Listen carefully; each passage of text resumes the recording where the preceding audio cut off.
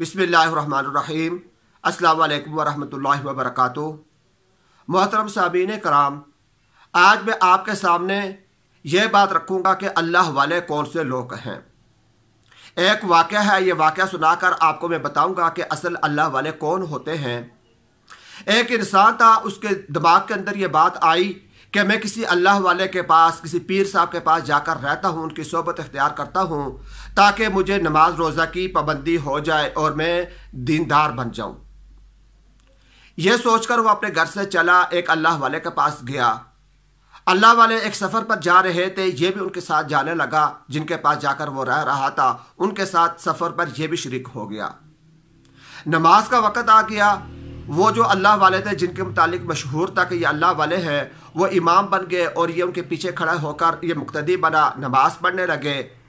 ریت والی جگہ تھی، ریت کے اوپر یہ نماز پڑھ رہے تھے۔ تو یہ جو اللہ والے کی تلاش کے اندر چلا تھا، جن کی صحبت کے اندر یہ جا کر رہا تھا، تو اس نے جب دیکھا کہ جب انہوں نے سجدہ کیا تو سجدے کے اندر ان کی جو ہاتھ کی جو انگلیاں تھی، سجدے کے اندر یوں بالکل ہاتھ کی انگلی کو یوں سیدھا رکھا جاتا ہے، ہاتھ کی انگلیوں کھول کر بند کر کے یہ سیدھی انگلیاں رکھی جاتی ہیں۔ تو اس نے دیکھا کہ ریت کے اوپر ان کے ہاتھ کے نشان کو یوں ٹیڑھی تھی، ہاتھ انہوں نے یوں ٹیڑھا رکھا ہوا تھا، یہ سیدھا نہیں تھا، یوں ٹیڑھا رکھا ہوا تھا۔ تو یہ جو اللہ والے کی تلاش کے اندر جا رہا تھا، اس کے دماغ کے اندر یہ بات آئی، ان ہاتھوں کو دیکھ کر، ٹیڑھے نشان کو دیکھ کر اس کے دماغ کے اندر یہ بات آئی کہ جو انسان نماز کے اندر اپنے ہاتھ کو سیدھا نہیں رکھ سکتا، یعنی کہ یہ چھوٹی سی ایک مستحب عمل ہے، اس کو پورا نہیں کیا اس نے، تو یہ میری کیا اصلاح کرے گا۔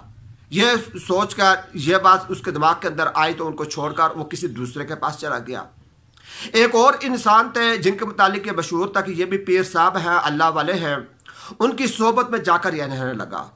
کافی عرصہ ان کی صحبت کے اندر رہا اور ان سے جو کچھ اسے سیکھنا تھا سیکھتا رہا، عمل گزار بننے کی کوشش کرتا رہا۔ کافی عرصے کے بعد یہ ایک مرتبہ ان سے کہنے لگا کہ میں اتنے عرصے سے آپ کے ساتھ رہ رہا ہوں، لیکن آج تک میں نے آپ کی کوئی کرامت نہیں دیکھی، کوئی کرامت آپ کی میرے سامنے نہیں آئی، اور آپ کے متعلق مشہور ہے کہ آپ اللہ والے ہیں۔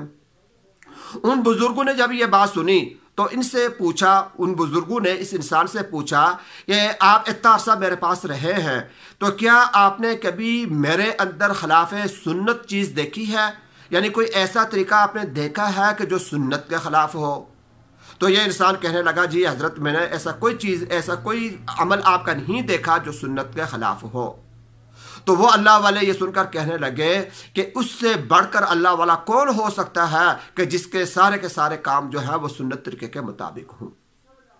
تو میرے بھائی اور دوستو، یہی بات میں آپ کو سمجھانا چاہتا ہوں کہ دنیا کے اندر اصل اللہ والے لوگ جو ہیں، اگر آپ ان کو تلاش کرنا چاہیں کہ اصل اللہ والے لوگ کون ہیں، تو ایک آسان سا طریقہ، یہ ایک فارمولہ ہے، یہ کسوٹی ہے آسان سی، کہ آپ اس انسان کو دیکھیں کہ وہ جو شب و روز کے اس کے جو اعمال ہے، جو وہ کام کرتا ہے، آیا سنت کے مطابق ہے یا سنت کے خلاف ہیں۔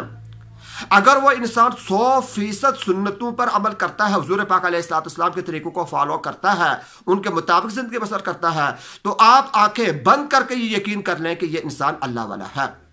اور اگر اس کے رہن سہن کے اندر، طریقوں کے اندر کوئی چیز اگر اس کے خلاف سنت ہو، حضور کے طریقے سے ہٹ کر اپنی مرضی کے مطابق کام کرتا ہو، تو آپ یہ سمجھ لیجئے کہ یہ اللہ والا نہیں ہے، بلکہ اس کے اندر کمی پائی جاتی ہے۔ تو جو انسان جتنا بھی زیادہ سنت کا متبع ہوگا، سنتوں کو پورا کرے گا، حضور پاک علیہ السلام کے طریقوں پر عمل کرے گا، تو وہ انسان اتنا ہی بڑا اللہ والا بنے گا۔ اللہ تبارک و تعالیٰ سے دعا ہے کہ اللہ تبارک و تعالیٰ ہمیں بھی ان پاکیزہ لوگوں کے اندر شامل ہونے کی توفیق عطا فرمائے۔